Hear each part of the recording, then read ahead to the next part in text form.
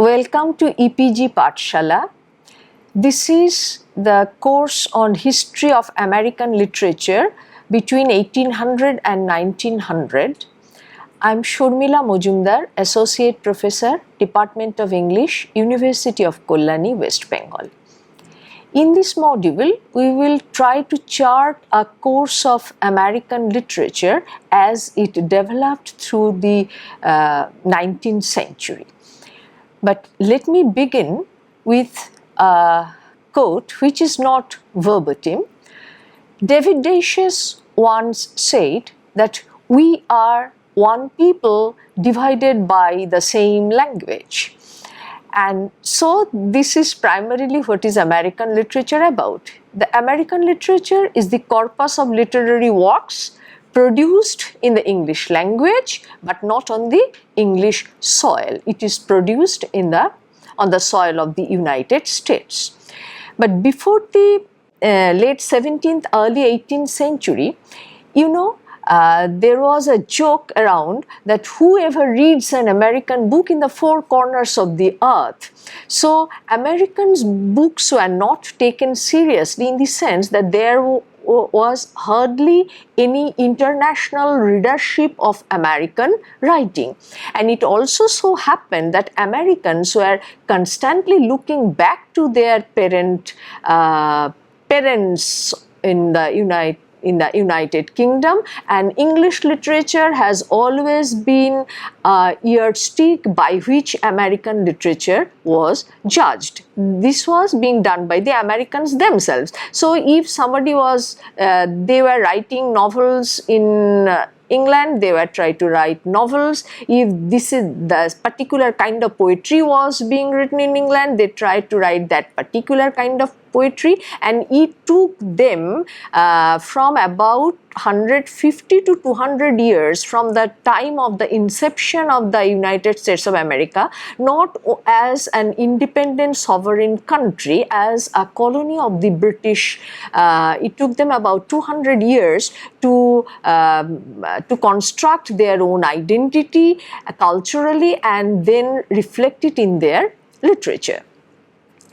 So American literature depicts the socio-political, cultural and economic dynamics of the United States, and it became imperative for them to establish themselves as American, to talk about their social, their political, their cultural and their economic dynamics as different from the socio-political, cultural and economic dynamics of the British Empire. The growth of history and the radical development of the United States shaped the literature of the period. And America at the turn of the 18th century was not a world power, but by the turn of the 19th century it was. So huge change took place in America, in their history, in their political system, in their military power, in their financial might. So American literature reflected all these changes and the agents of changes and the way the American literature was shaped during this period. The production of American literature began with the advent of American Revolution. We do not talk about it always, but America was also a British colony, and the Americans, the Pilgrim Fathers who left England to settle on the shores of the New World, they were persecuted by the religious authority in England. They were Puritans, and so they left England to settle down in America. And the history of America in the early years of its colonization was largely puritanical, and though the Puritanic hegemony underwent change and moved towards secularism, Puritanism probably still holds a vice-like grip upon the American imagination. The American Revolution was actually their struggle for independence, and the Americans refused to pay tax to British monarchy because their slogan was no taxation without representation, because there was no American representative in the British Parliament. So the conflict started from there, and it culminated into a military conflict, which was essentially political in nature, because most of these military conflicts are political in nature. And George Washington, the founding, who is considered to be the founding father of the American nation, fought on with his army on behalf of the American settlers, and with the British army won the war, and the American state was established. Now you see what happens, when a country becomes politically independent, politically sovereign, that does not necessarily mean that they have imagined themselves as a nation different from their parent country, their culture as different from their parent culture. It is even more difficult for the Americans because they were sharing the same language, they shared the same European literary heritage. So there was great effort on the part of the Americans to establish their American identity. The four prominent authors of this period are Washington Irving, William Cullen Bryant, James Fenimore Cooper, and Edgar Allan Poe.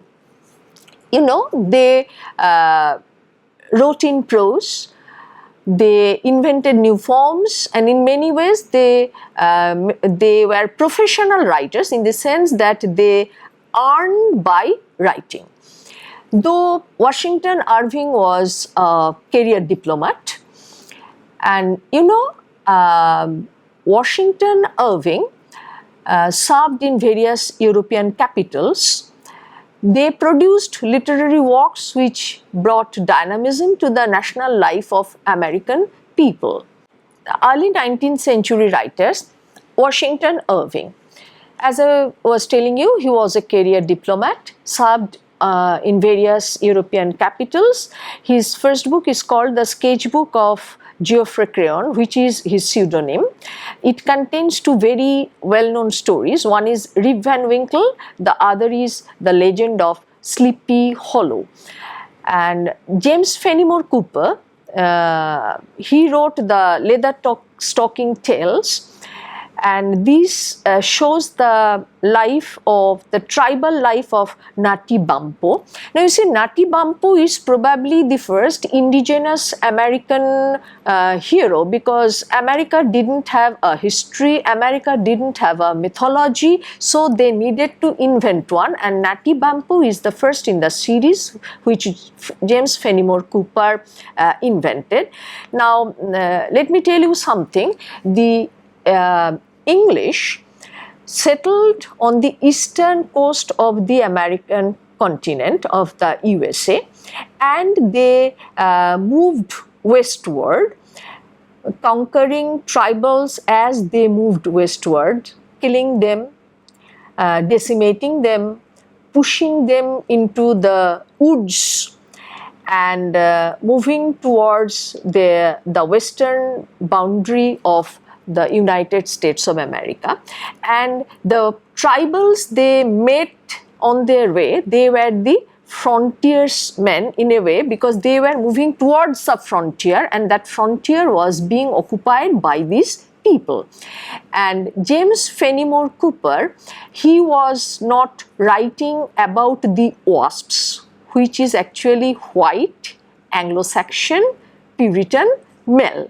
So he was writing about the tribals, and he invented a hero, Nati Bampo, who is the first in the series of American indigenous heroes.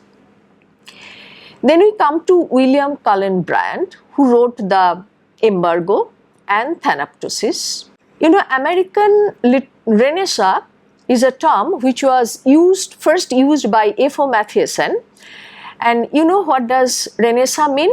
Re is again, naissance is birth. So Renaissance is rebirth, and Matthiessen called it American Renaissance, because he considered these to be a rebirth for the American nation. The first birth was the settlement of the English, Dutch and other nationalities from the European continent, and the second birth was the invention of the American identity.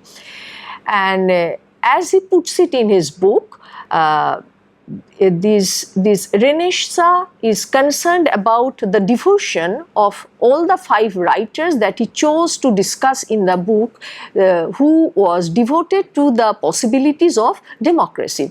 So you see, democracy was an all-consuming idea in America, because you have to remember that Europe was monarchical. Europe has been more monarchical from the very beginning, and the people who left their countries in Europe and came to America came to a society where there never have been monarchs. So the possibility of democracy was, may I say so, rife on the American soil, and they were more than willing to explore that possibility.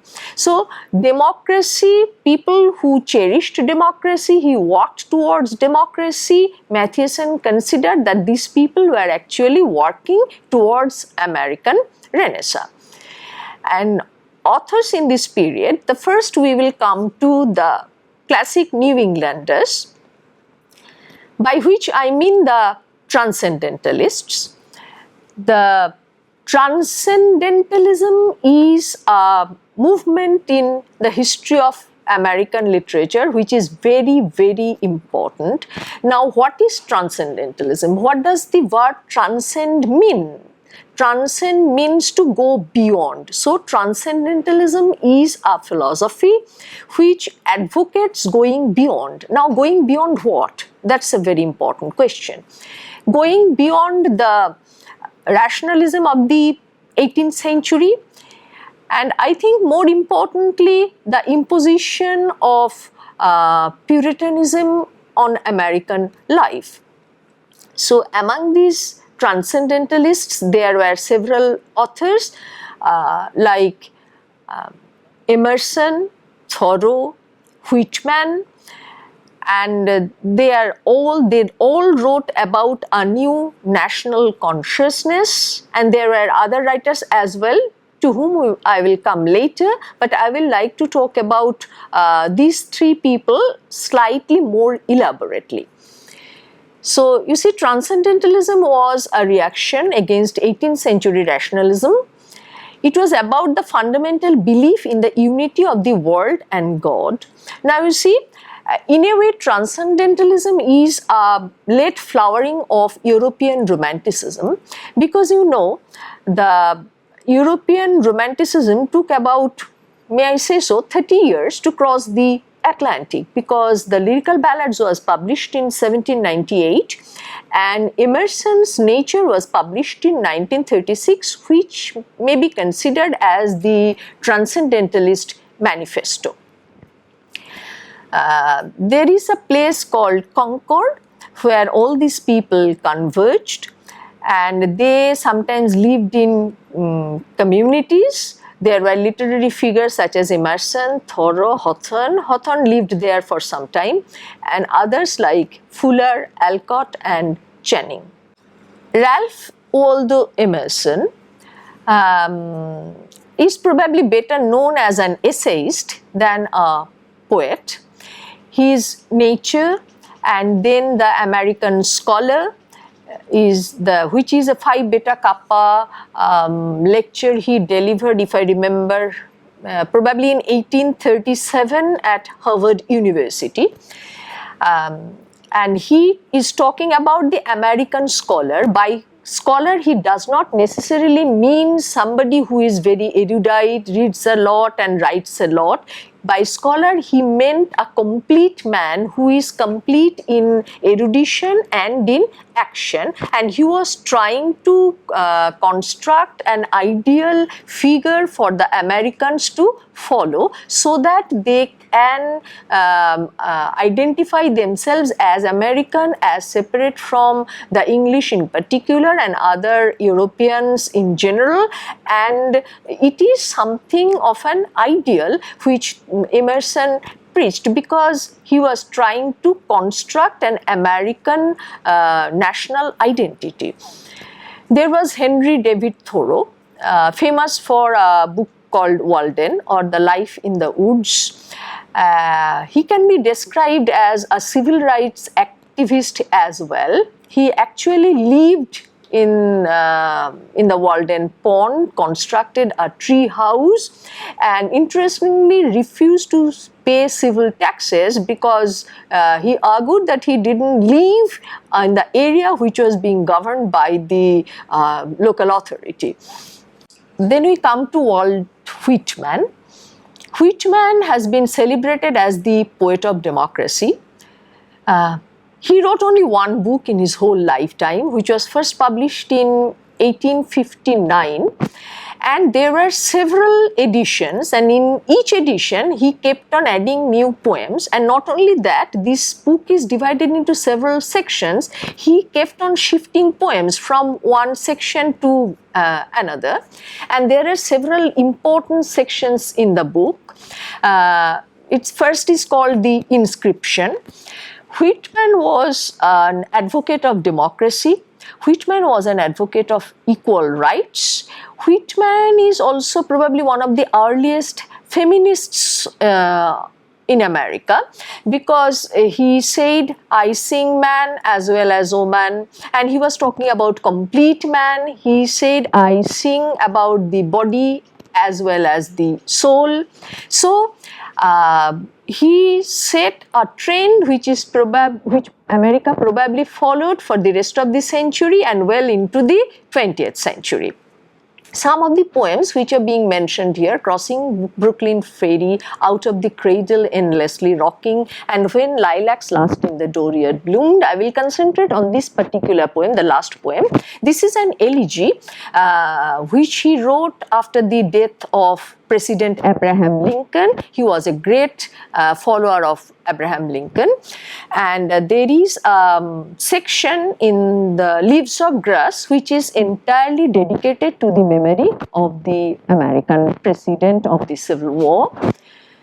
The Lilacs Last in the Dooryard Bloomed is an elegy which is written on the European model, may I say so, which he obviously borrowed from the English model, where the entire nature mourns the death of a particular person.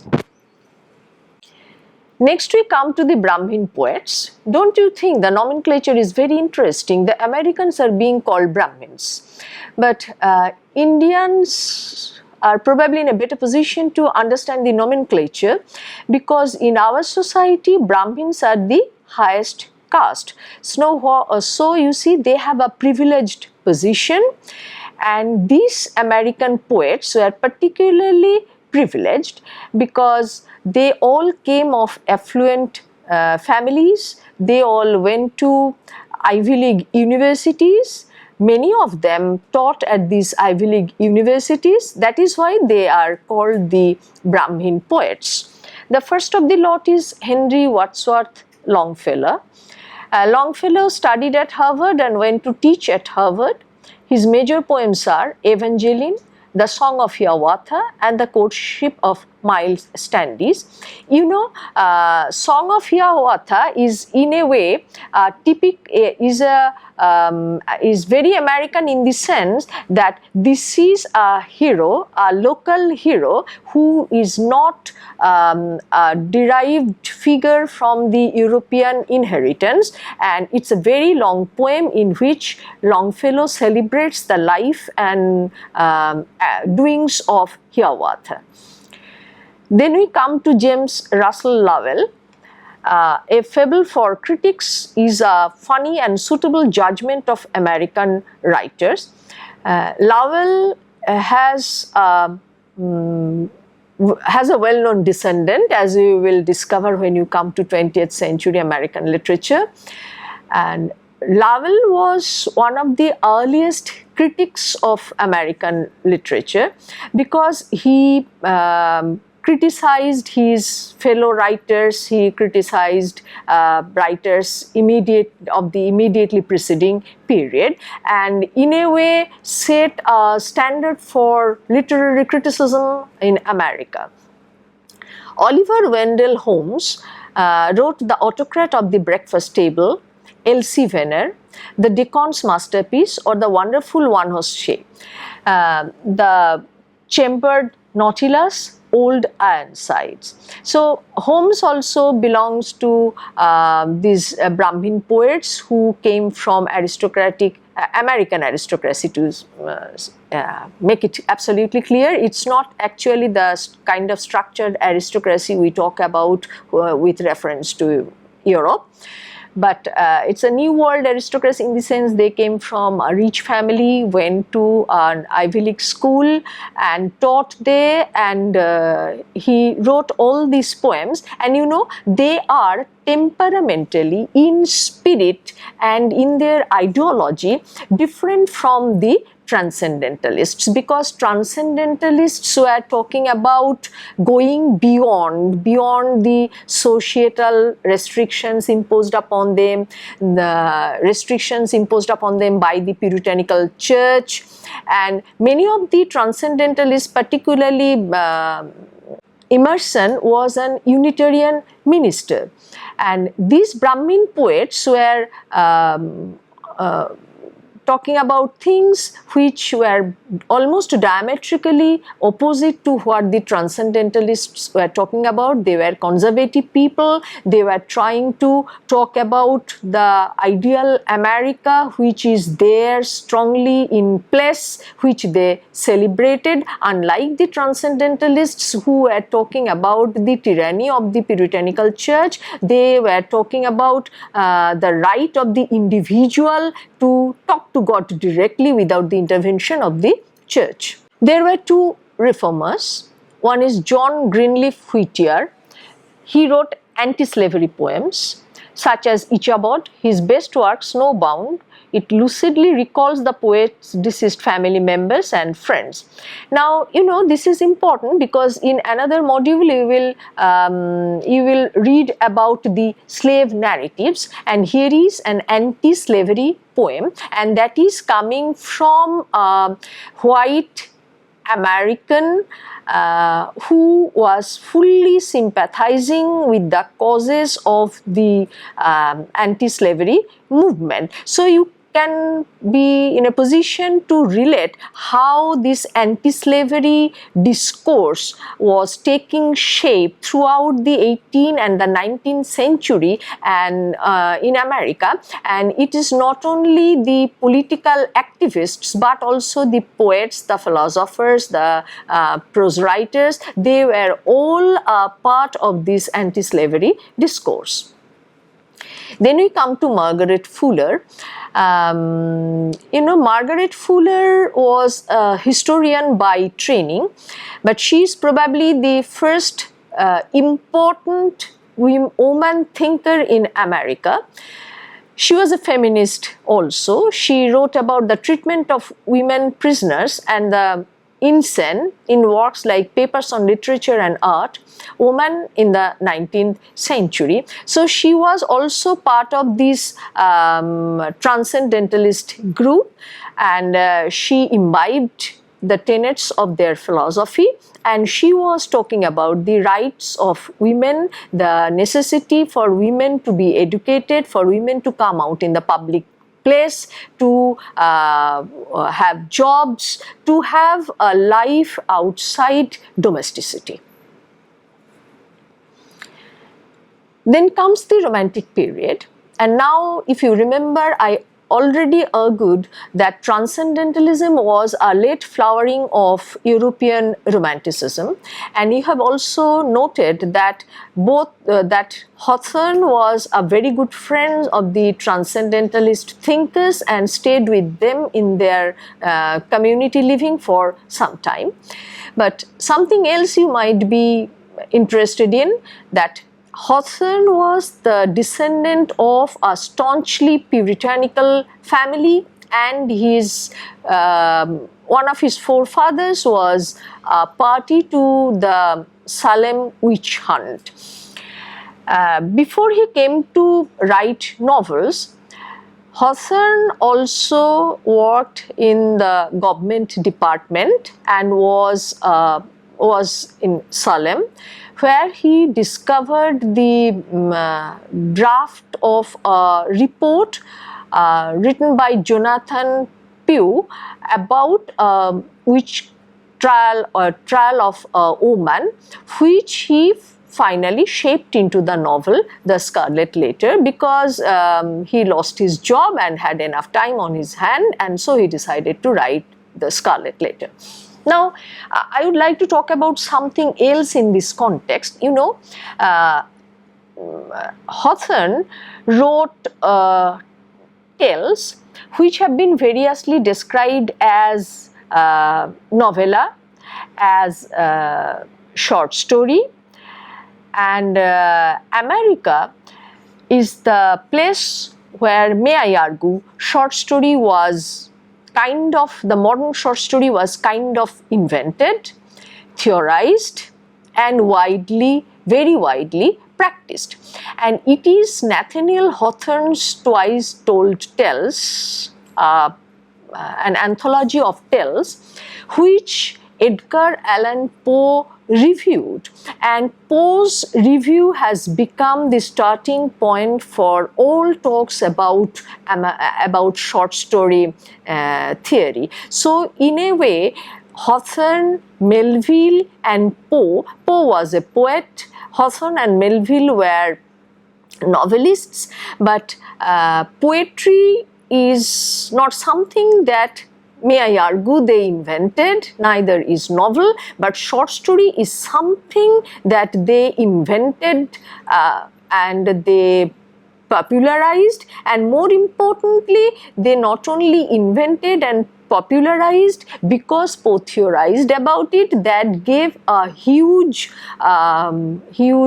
encouragement to the next generation of American writers to write short stories, and which became popular all over the world.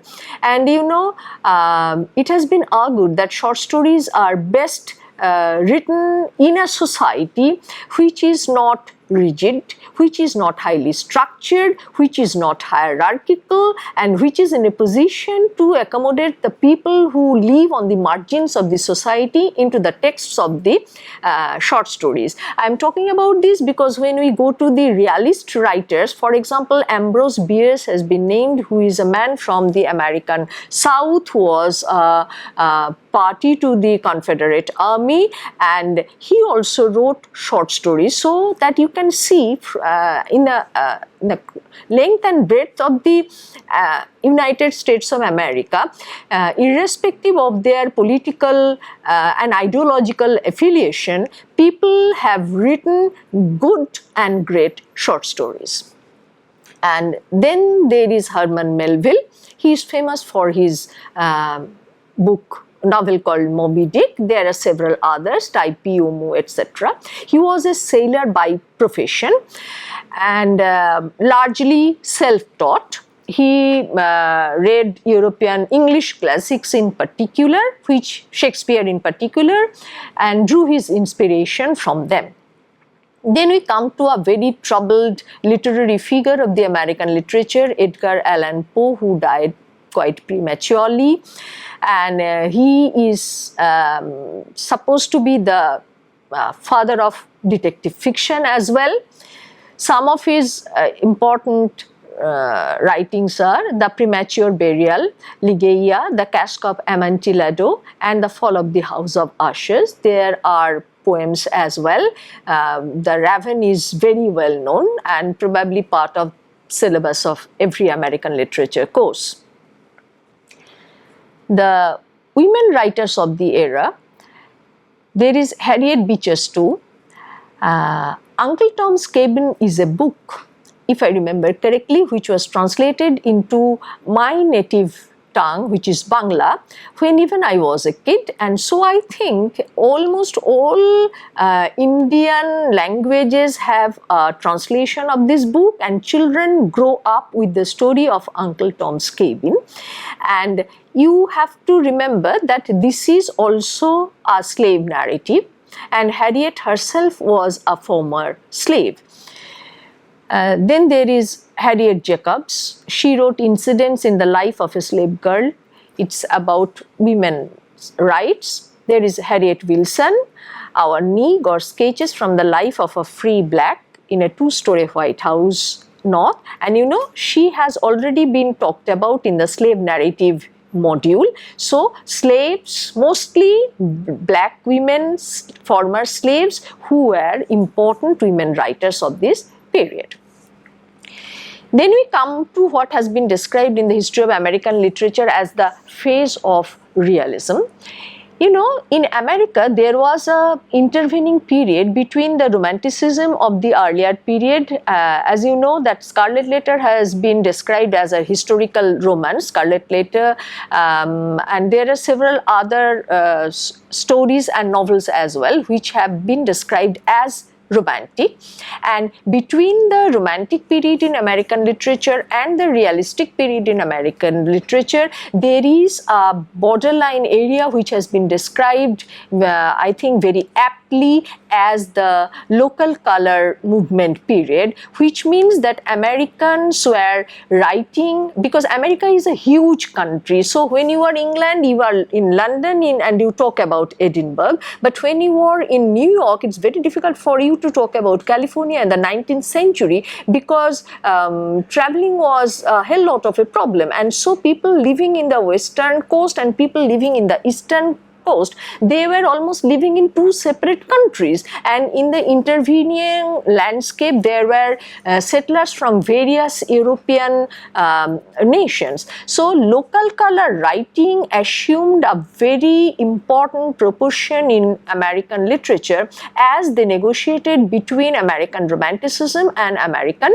Realism. These people were writing about their own experiences, so realistic, and these people were trying to put some colors of their perception on their realistic experiences, and so in a way they were romantics. So local color writing was a negotiation between American Romanticism and American Realism. The first of these realistic writers is Mark Twain. Huckleberry Finn, of which I have talked in the slave narrative module, and non-fiction prose, Life on the Mississippi. But I would like to mention another novelist as well, William Dean Howells, who is considered to be the father of realistic novel in America. And these people, particularly William Dean Howells, was inspired by the French realists in a big way. And almost all of his novels concern the industrialized, materialistic, urban American life, its evils, its shortcomings, and he sounded some kind of alarm for this hot industrialization, pursuit of materialism, and consequently lack of values which he considered to be important for a healthy life. Ambrose Bierce is primarily a short story writer, and he came from the American South. Important works are Nuggets and Dust, The Fiend's Delight, and Cobwebs and Dust. Now, there are several other writers who belong to realism and also to naturalism. Some are borderline cases, we come to them later. But now we go to Henry James, and Henry James is a class by himself, and so I think a little more time should be devoted to talking about Henry James. You know, James was born into a wealthy family and traveled all over Europe and educated all over Europe.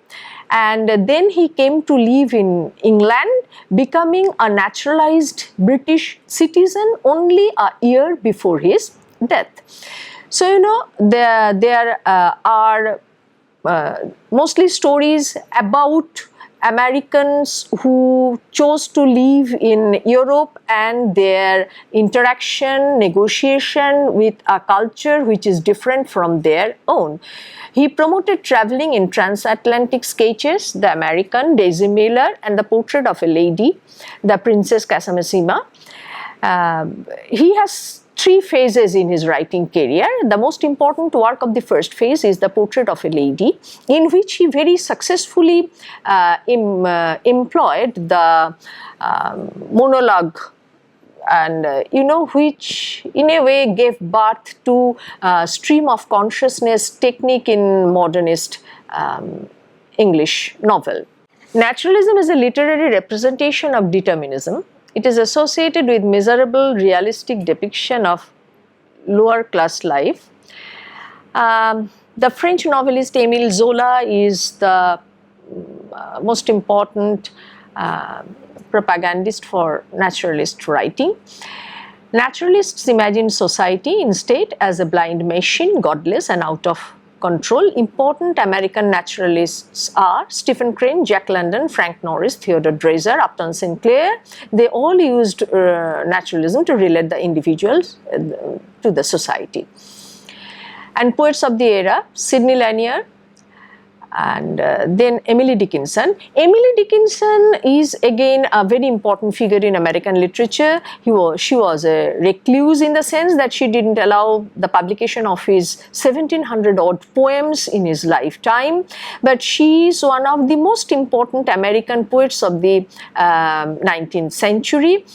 And there are several poems that has been mentioned in this module, and there are several others very important, and most important theme in her poetry is his preoccupation with death, which is very unusual. She is not writing elegies, she is not trying to justify the ways of God to men through death. She was looking at death from various interesting perspectives. So now we come to the end of this module.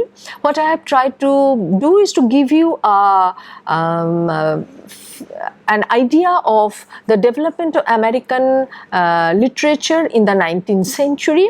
What I will argue here is that the development of literature on the American soil in the 19th century is slightly different from the 18th century, because by 19th century Americans actually became Americans. They were very confident of their self-identity. They were coming in a big way to the international playground, if I may say so, and they were earning a lot of money. They were getting stronger militarily every day, and they were confident. And so in a way, American literature of the 19th century has left behind all traces of its European hangover. Thank you.